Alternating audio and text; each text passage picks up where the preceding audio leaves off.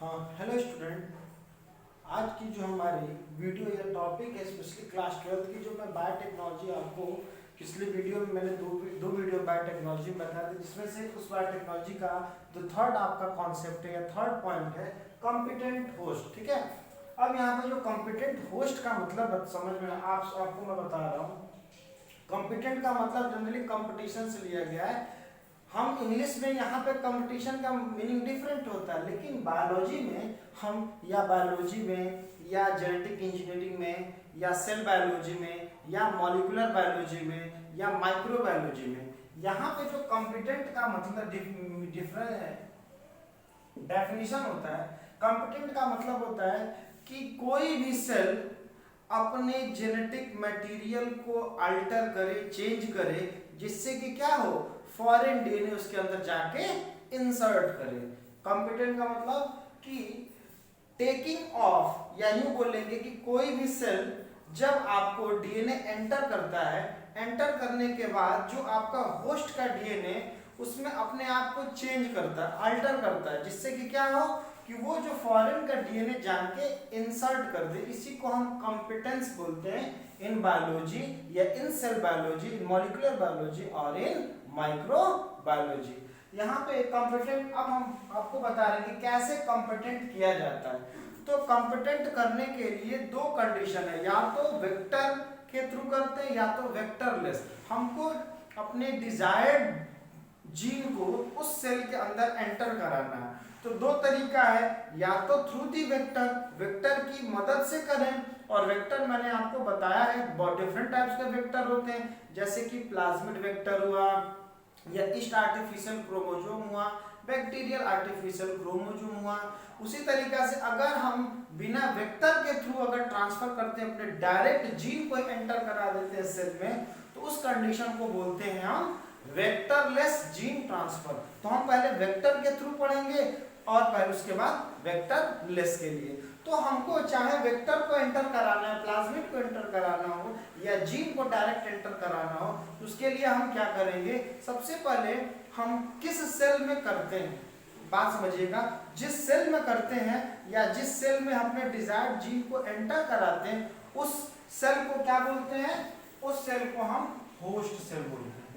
ध्यान दीजिएगा कि जिस सेल में हम अपने डिजायर्ड जीन को या प्लाज्मिड को एंटर कराते हैं, उसको हम क्या बोल देते हैं, होस्ट सेल बोल देते हैं। और जो होस्ट सेल होता है, या तो होस्ट सेल आपको प्रोकैरियोट्स होगा, या तो होस्ट सेल आपको यूकैरियोट्स होगा। ध्यान दीजिएगा, जो आपका होस्ट सेल है, जिस सेल में हमको मल्टीपल कॉपी अपने डिजायर्ड जीन का बनाना है, जिससे कि प्रोटीन के सिंथेसिस करानी है, या तो वो सेल आपका प्रोकैरियोटिक सेल होगा, या तो वो यूकैरियोट सेल्स होंगे। अब प्रोकैरियोट्स में स्पेशली कौन से सेल यूटिलाइज करते हैं, तो मोस्टली आपको बैक्टीरिया मोस्टली हम यूटिलाइज करते हैं, क्या करने के लिए, प्रोकैरियोट सेल में। और अगर eukaryotic cell as a host की तरफ हम ट्रीट करते हैं, इसमें से या तो हम प्लांट सेल यूज करते हैं, या तो एनिमल सेल यूज करते हैं, और या तो हम फंगल सेल। हम यूकैरियोट्स में प्लांट सेल को भी यूज करते हैं, एनिमल सेल को भी यूज करते हैं, और फंगल सेल को भी यूज करते हैं।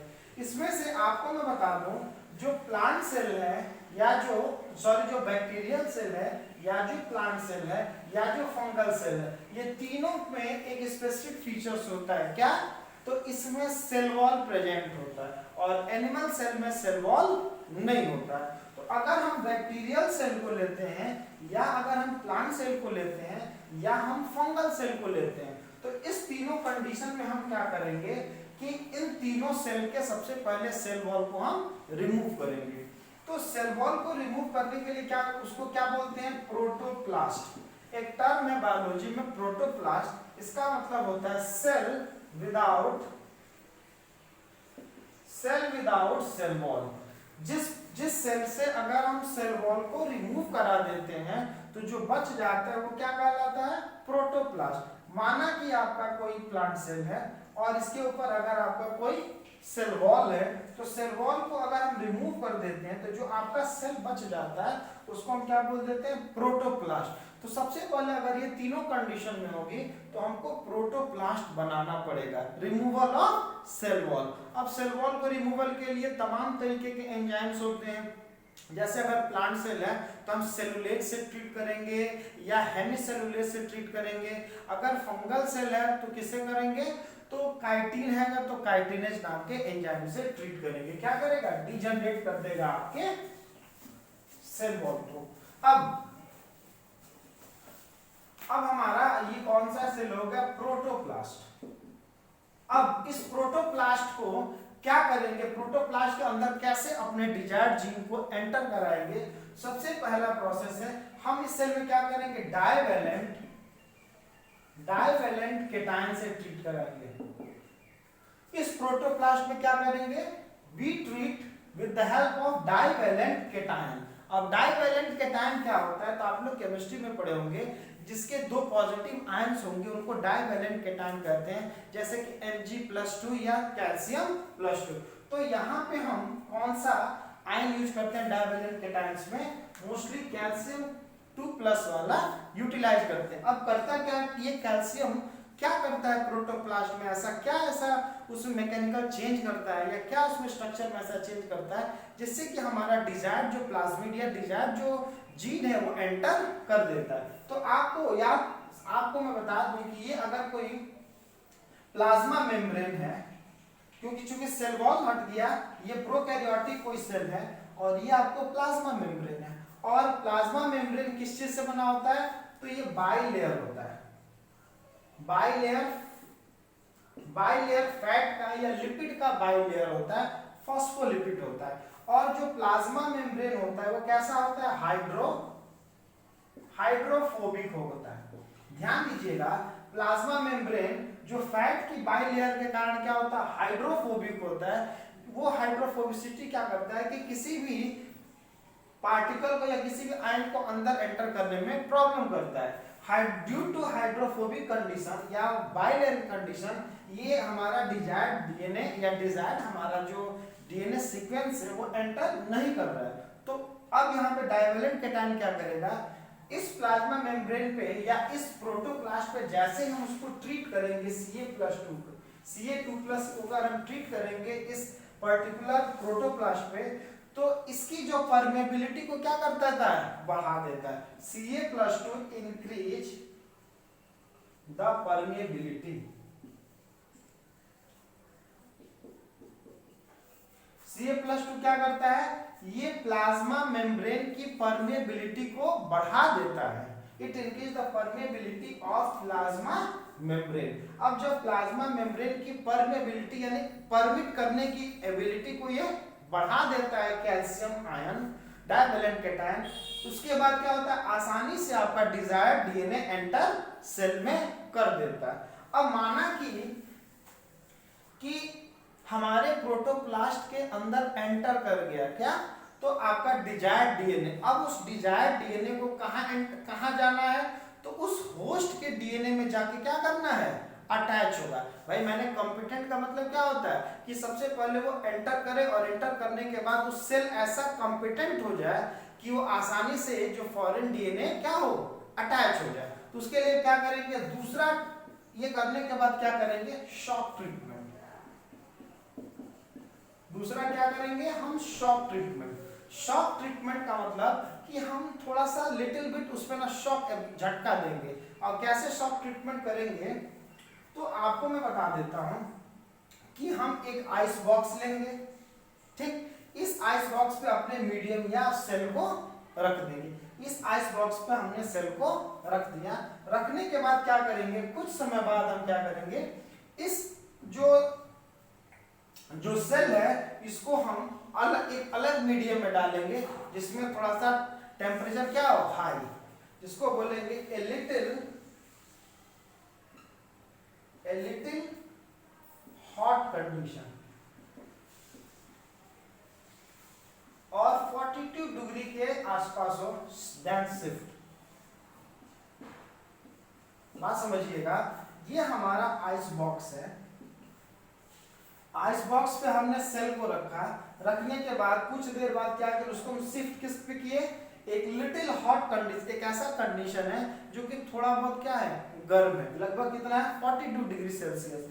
अब याद रखिए कि कुछ समय इस हॉट कंडीशन में रखने के बाद फिर से उस सेल को क्या करेंगे, फिर से आइस बॉक्स पे रखेंगे, फिर से आइस बॉक्स पे कुछ देर का रखने के बाद फिर से इस हॉट कंडीशन में रख देंगे। ऐसे 8-10 बार जब रिपीट करेंगे ये प्रोसेस, यानी एक बार आइस बॉक्स पे रखेंगे, फिर एक बार लिटिल बिट पे रखेंगे, फिर आइस बॉक्स पे रखेंगे, फिर hot condition, ice box, hot condition, ऐसे कुछ स्टेप्स करने के बाद क्या होता है कि शॉक लगता है किस पे, उस पर्टिकुलर डीएनए पे, और जाके इजीली क्या करता है, अटैच हो जाता है किस पे, जो आपका जो होस्ट का डीएनए है और जो डिजायर्ड डीएनए है जाके अटैच हो जाता है। और अब जाके जब ये दोनों कंडीशन हो जाने के बाद क्या करता है, अब आपकी सेल क्या हो जाती है, सेल कॉम्पिटेंट हो जाती है। बात समझिएगा कि कॉम्पिटेंट सेल के लिए डायवेलेंट के प्रोसेस पहले करेंगे, जो कि प्रोटोप्लास्ट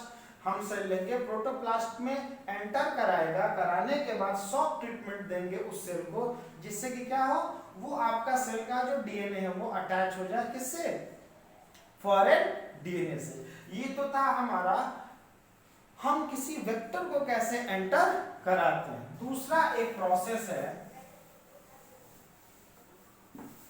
दूसरा का एक प्रोसेस है जीन ट्रांसफर थ्रू वेक्टरलेस। हम वेक्टरलेस के द्वारा कैसे जीन को ट्रांसफर करते हैं। बात समझिएगा कि बिना वेक्टर के थ्रू ही हम कैसे जीन को ट्रांसफर करते हैं। तो सबसे पहला आपका इसका प्रोसेस या इसका स्टेप है, मतलब कि तरीका है केमिकल मेथड।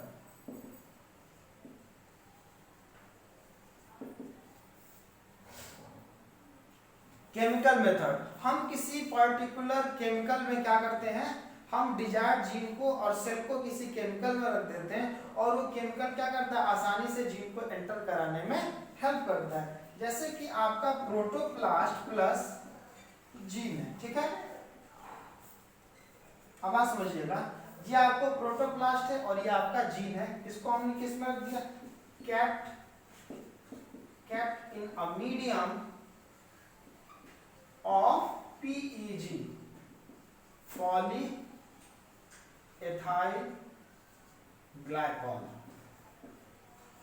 ध्यान दीजिए, हमने प्रोटोप्लास्ट को और जीन को दोनों को कहां रख दिया, एक मीडियम में रख दिया। उस कौन सा मीडियम था, केमिकल PEG, पॉलीएथाइल ग्लाइकॉल। और कुछ देर के बाद क्या हो जाएगा, gene enter into the host cell. कुछ देर बाद क्या होगा, जीन क्या करेगा, एंटर हो जाएगा, कहां पे, होस्ट सेल के अंदर एंटर हो जाएगा।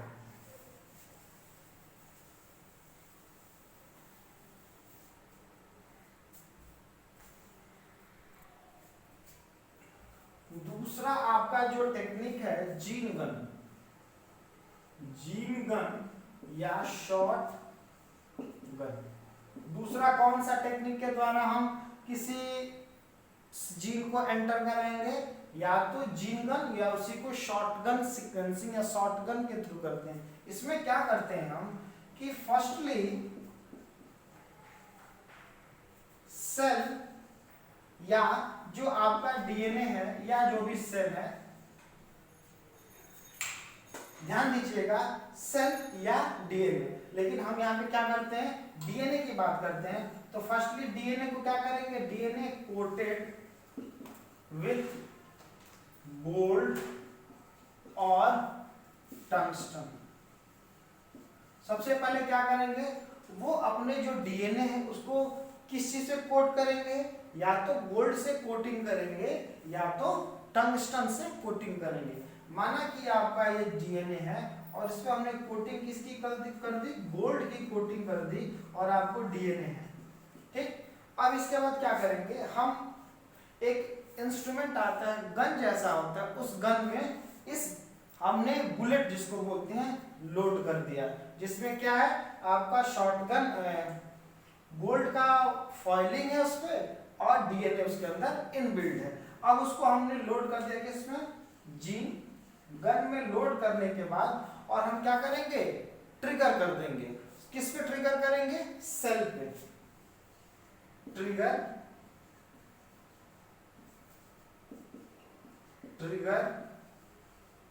The host cell. क्या करेंगे, होस्ट सेल में ट्रिगर कर देंगे। माना कि सपोज दैट ये आपको कोई होस्ट सेल है और ये आपको जीन गन है, हम ले जाके यहाँ पे क्या कर देंगे, यहाँ पे शॉर्ट कर देंगे, जिससे क्या होगा, इससे निकला हुआ जो बुलेट है वो बुलेट क्या है, डीएनए कोटेड विथ गोल्ड या टंगस्टन है, ये सेल के अंदर एंटर कर जाता है। और उसके बाद क्या हो जाएगा, gene enter into the cell. अब एक बात समझिएगा कि जो शॉटगन, जो जीन गन के द्वारा जिस स्पीड से आपकी बुलेट या जो डीएनए जाता है वो स्पीड बहुत ज्यादा भी नहीं होना चाहिए और बहुत कम भी नहीं होना चाहिए। तो उसकी स्पीड क्या होती है कि 1400, जो आपकी जो बुलेट होती है उसकी स्पीड क्या होती है, 1400 फीट पर सेकेंड। 1400 फीट पर सेकेंड के स्पीड से आपको क्या जाता है, जो डिजायर्ड डीएनए की जो बुलेट है वो कहाँ जाती है, सेल के अंदर एंटर करता है। अगर इससे अधिक हो जाए, माना कि अगर 1400 फीट पर सेकेंड के अधिक के स्पीड से अगर हमने एंटर करा दिया तो क्या होगा, मान लेते हैं कि आपको कोई सेल है और हमने हाई स्पीड से 1400 फीट के हाई स्पीड से जब एंटर करा देते हैं तो इसमें एंटर तो करेगा लेकिन उस स्पीड के कारण क्या होगा, बाहर निकल जाएगा। एंटर करेगा और बाहर निकल जाएगा, एक प्रॉब्लम। अगर 1400 फीट पर सेकेंड की स्पीड से कम करेंगे तो क्या होगा, इसके सेल मेम्ब्रेन पे लड़ेगा और वहीं पे रुक जाएगा। इसीलिए देखा गया है कि 1400 फीट पर सेकेंड की स्पीड से जब किया गया तो अंदर एंटर कर गया, ना बाहर गया और ना ही अंदर या सेल के बाहर ही रह गया, ना सेल के एकदम बाहर ही निकल नहीं गया। ठीक है, जो आपका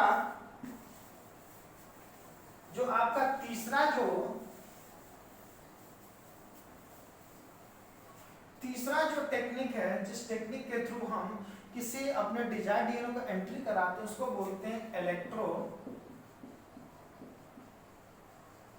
इलेक्ट्रोपोरेशन। अब बात समझिएगा, इलेक्ट्रोपोरेशन क्या होता है कि माना कि ये सेल है, इस सेल को हम क्या करेंगे, एक इलेक्ट्रॉनिक मीडियम में रखेंगे। सेल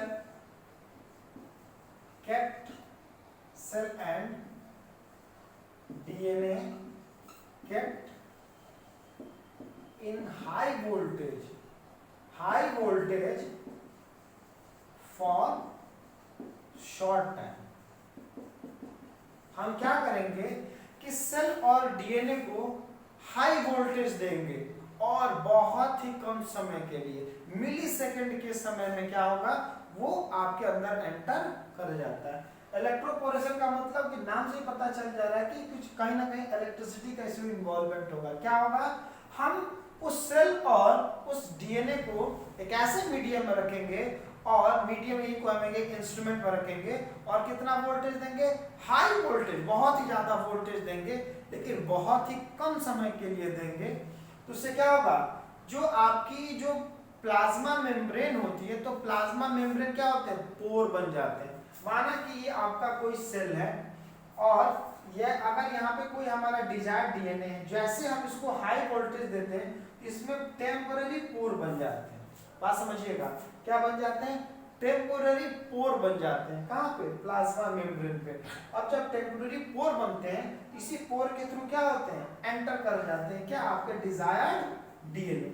और जैसे एंटर करते हैं ये तुरंत पोर क्या हो जाते हैं, अगर हम उसको फिर पावर सप्लाई बंद कर दें कुछ मिली सेकेंड के बाद, थोड़ी देर के लिए ओपन हुआ और उसके बाद फिर क्लोज हो जाता है। तो टेम्परेरी ओपन हो जाता है, पोर हो जाता है, कहाँ पे, प्लाज्मा मेम्ब्रेन पे, और फिर क्लोज हो जाता है। ठीक है, तो ये थर्ड टेक्निक है इलेक्ट्रोपोरेशन के लिए। और नेक्स्ट आपका जो फोर्थ टेक्निक है उसको बोलते हैं माइक्रो इंजेक्शन।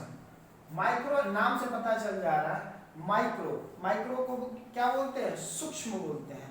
तो हम एक ऐसा इंजेक्शन बनाते हैं जो इंजेक्शन के हेल्प से हम एक डायरेक्ट टारगेट सेल में इंसर्ट कराते हैं।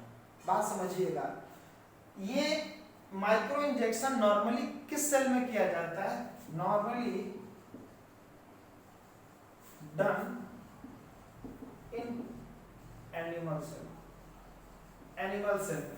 और अभी तक एनिमल सेल में किस सेल में किया गया है, तो एग में किया गया है, या इसी को ओवम में किया है। क्यों, क्योंकि ह्यूमन बॉडी में जो ओवम होता है सबसे बड़ा सेल होता है, और ह्यूमन बॉडी का जो स्पर्म होता है सबसे छोटा सेल होता है। तो ओवम में क्या किया गया है, इंट्रोड्यूस करते हैं डिजायर्ड डीएनए को। अब बात समझिएगा कि अब इसको कैसे करते हैं। तो ये आपका एक सेल है, तो पहली बात, इस सेल को पकड़ने के लिए कोई इंस्ट्रूमेंट होगा, इस सेल को पकड़ने के लिए कोई इंस्ट्रूमेंट होगा। तो इसको वैक्यूम प्रेशर एक इंस्ट्रूमेंट होता है, एक ऐसा इंस्ट्रूमेंट जो कि ये आपको ऐसा इंस्ट्रूमेंट होगा। ये इंस्ट्रूमेंट क्या करेगा, ये आपको सेल हो जाएगा, ये vacuum instrument.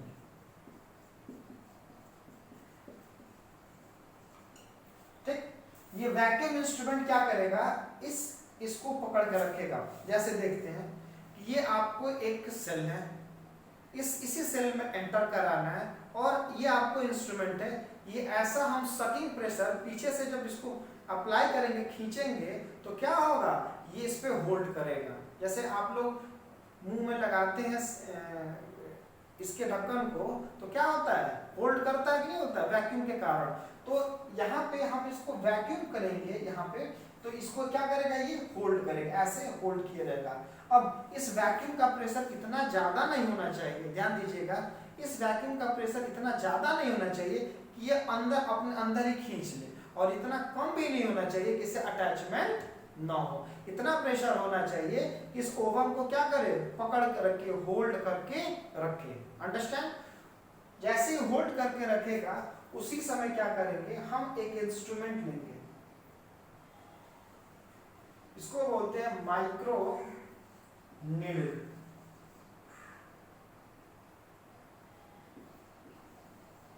Micro needle loaded with desired DNA. ध्यान समझिएगा, ये आपको वैक्यूम प्रेशर एक इंस्ट्रूमेंट है, इसको होल्ड कर रखा, सेल को होल्ड करके रखा है, और ये माइक्रो, और यहाँ पे आपको क्या हो जाएगा, डिजायर्ड डीएनए, ये डीएनए है। ठीक, अब इस डीएनए को क्या करेंगे, इसमें एंट्री कराएंगे, किसमें, इस ओवम में या इस सेल में एंट्री कराएंगे, और ठीक जैसे इंजेक्शन दिया जाता है वैसे इसमें पुश कर देंगे। तो ये टेक्निक कौन सा होता है, माइक्रो इंजेक्शन के द्वारा। और एक बात समझिएगा, ये जितना भी एक्सपेरिमेंट हमने किया, ये सारा एक्सपेरिमेंट कहाँ करते हैं, with the help of microscope. Microscope के हेल्प से हम माइक्रोस्कोप के रेफरेंस, जैसे कि माइक्रोस्कोप हमने लगा लिया, और लगाने के बाद माइक्रोस्कोप से हमने देख रहे हैं, और तब जाकर इंसर्ट करते हैं। तो माइक्रोस्कोप के मदद से ये टेक्निक यूटिलाइज होता है। तो ओवरऑल मैंने आपको कॉम्पिटेंट होस्ट के बारे में बता दिया, कैसे कोई सेल एंटर करता है किसी सेल, या कैसे कोई डिजायर्ड डीएनए वो एंटर करता है किसी सेल में। तो सारे टेक्निक मैंने बता दिया। इसके बाद आपकी प्रोसेस होगी, जाने के बाद कैसे वो सेलेक्ट करता है, कि सेलेक्ट कैसे करता है कि आपका कोई काम हो रहा है कि नहीं हो रहा है। इसके लिए सेलेक्टेबल मार्कर को डिटेल में आपको एक्सप्लेन किया जाएगा। Thank you.